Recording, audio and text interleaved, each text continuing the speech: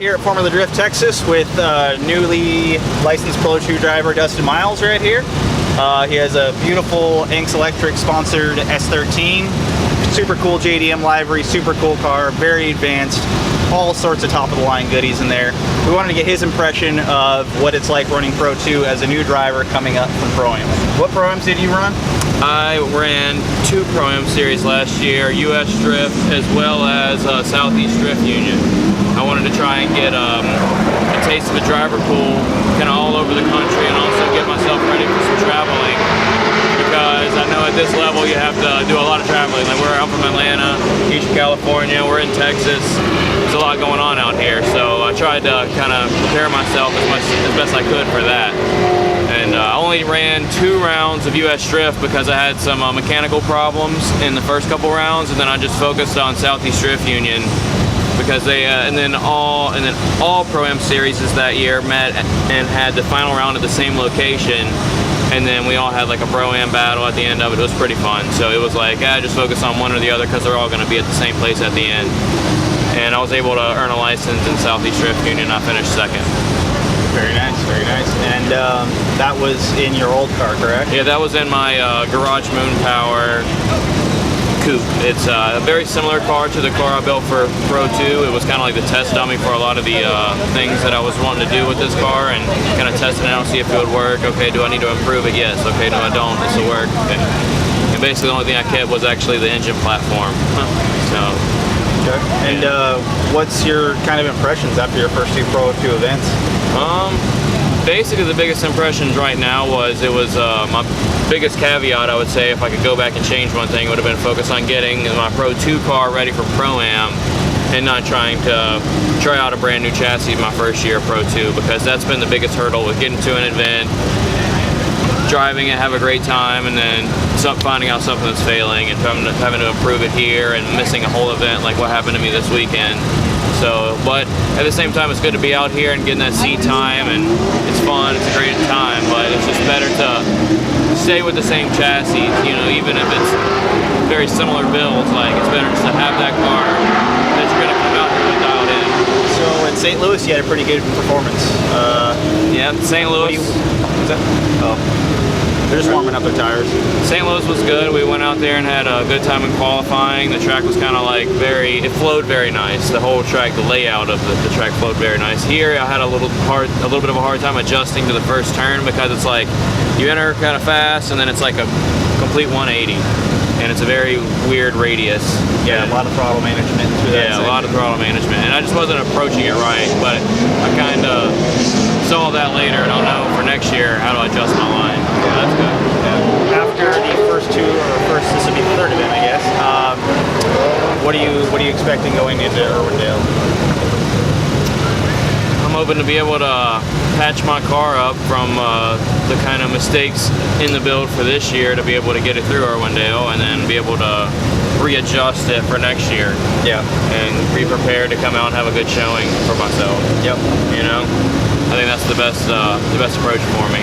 I'm also still like keeping it with the fun events. I just got done with Grid Life a couple weeks ago, and then next weekend I'm supposed to really try and make it a Super D as well. So I'm going to go home, hopefully be able to pack up my Pro-Am car and some spare parts and head up to Wisconsin in a friend's trailer maybe, or maybe even take mine. I don't know what I'm going to do yet, but I wasn't really planning on bringing my car home, but with some mishaps this weekend, I got to take my car back to Georgia now and get it fixed up. So I got to figure it out. So after coming into Pro 2 with this crazy advanced 800 horsepower, you know, fully built monster, do you think it's better to start from the beginning with something that is at a Pro 2 level car, or work your way up the ladder from, say, like a KA S13 to, you know, SR to V8 or to JZ or whatever? I would say always work your way up the ladder, because that's how you learn the fundamentals of driving without having to rely on the kind of power and stuff. But also you have to keep in mind your goals for the end. Like if you want to get into Pro-Am and your goal is to the next year be in Pro 2, then after you learn how to drive that car and progress as a driver, and you're ready to move and take that step, if you're ready to take that jump the next year, then yes, build your car. Lots of V8. But yes, build your car to Pro 2 spec so that you are comfortable in that car, you have the car dialed in, you know how the car will react.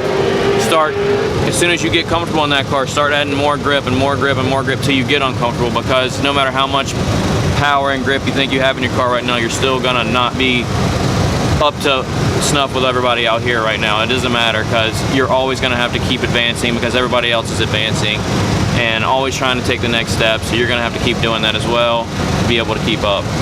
So I would definitely say it's not the best thing to build a car and then try and build a new car for Pro 2. I would try and say make your car ready to go into Pro 2 if you plan on taking that jump, because a lot of people love to do Pro-Am and just enjoy doing Pro-Am because it's a big jump to come up here, and it takes a lot of dedication, a lot of time, and a really special situation to be able to afford it and be able to do it all yourself, kinda. So it's a big jump. So if you want to just enjoy Pro-Am, then yeah, have yourself a great, fun car to do that with. But if you want to take that step to go to Pro 2, then you're going to have to, I would say, plan your build accordingly, because you learn a lot out here, and it's a very expensive classroom.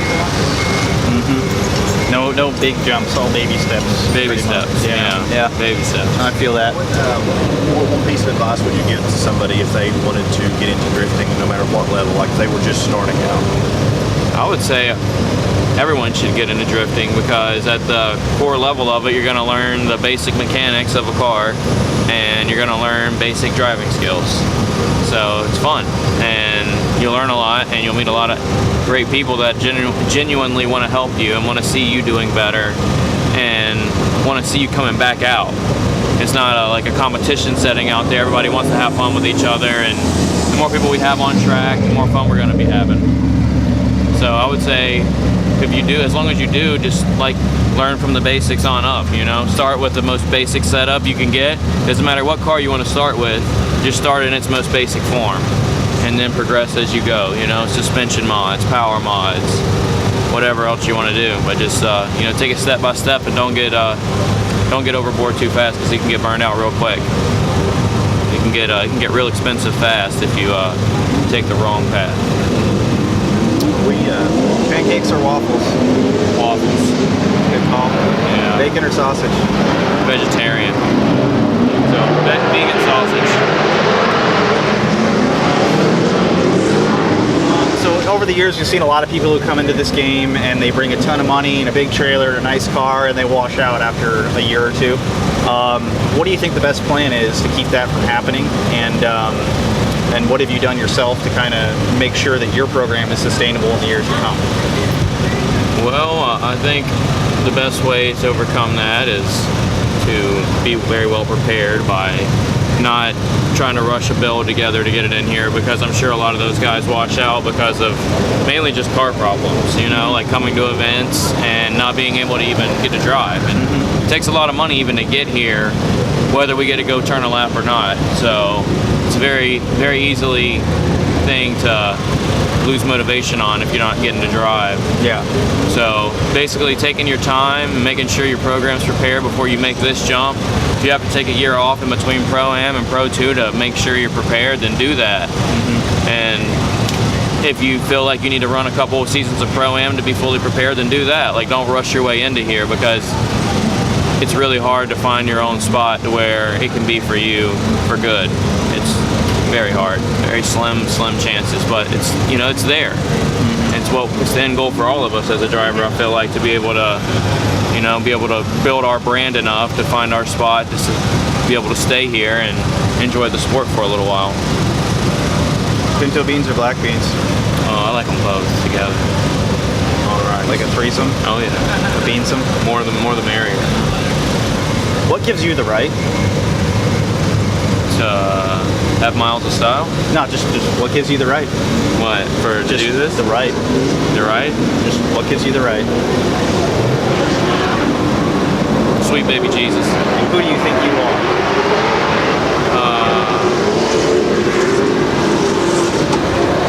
I don't know. I'm trying to think of a good comeback there, but I couldn't get that. That wouldn't come to me. Here, get in there and ask him what I just asked him. Huh? What was this asking? D8. Hey. Huh? D8. Jay-Z for life. I don't know.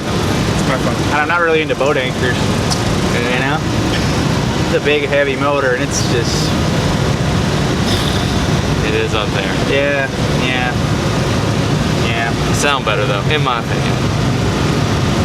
6 in a row is for my truck, and that's it. 6 in a row is the only way to go. 6 in a row and very, very low. Be us out there. These fucking assholes. Alright. Let's just pull up to the line. See what they do. We can just battle each other. Yeah, top 18. You pull me, we're gonna have to strap our cars together because I got nothing in there. Oh, okay. Alright, you're gonna have to do all the work. Yeah, we'll do like what Power Vehicles did. Exactly. Did the strap the 2 cars together. Yeah. Your transition into becoming a man and becoming a woman. The transitional phase. That was very hard for me. I'm still Anybody that's coming into this, whether it's pro A level or pro 2 level, like something you learn, you wish you would have known. Like if you were to tell one person, hey, make sure you do this or don't do this, makes sense. Like the one best piece of advice you could have. You spoke about